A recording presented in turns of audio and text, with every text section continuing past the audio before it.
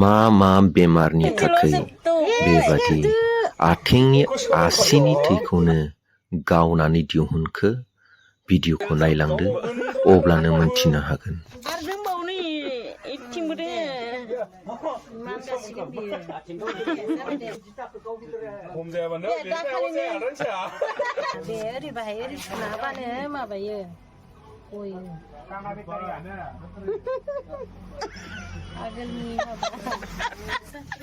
नै बियो बेफोरबादिनो जानला मानला मिनिसोगारबायो आरो बेफोरबायदि जानला मानला मिनिलाबायनायफोराबो आसिनि थैखौ गावनानै दिहुनोब्ला गैया जायो।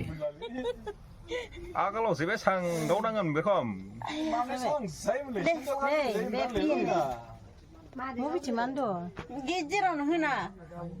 गावग्राया जुमर नास बियो धिकियाजुलि हाजो गुदियाव ट्रेनिं लानानै फैदों बियो।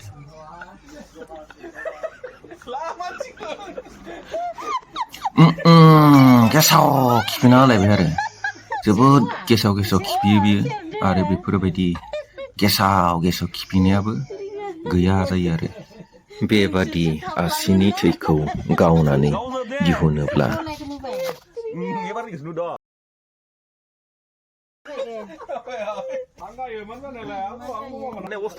आरो 3 नम्बर बेमाराहाय जाबाय अखा हाबाय थायोब्लाना लामाफोरा हाब्रु जायोब्ला आरो सेन्देल गाना लाबानो आथिं गोजा थाबायलाबायबाय थायोब्ला आथिंनि आसिनि खनायावहा माननाय जासोयोना आसिया बेफोरबायदि आसि माननाय जानायफोराहाय बेफोरबायदि आसिनि थैखौ गावनानै दिहुनोब्ला माने मा जायो हामो आरोखि सि माननायफोरनिफ्राय रिलिफ मोननो हायो।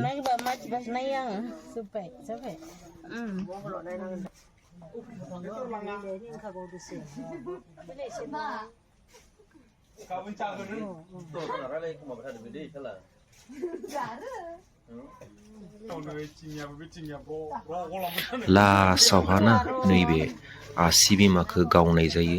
आसि बिमानि थैखौ जोबनायसिनावहा दिहुननाय जायो आरो बे आसि बिमानि थैखौ दिहुनोबोलालायनो थाब बुरैनायाबो सिख्ला जाफिनलाङोनो आरो बिथाङाहा सिख्ला जाफिननो जोबोद गोसो दङ आरो सिख्ला जाफिननो गोसो थानायखायनो बियो आसि बिमानि थैखौबो गावनानै दिहुनदों।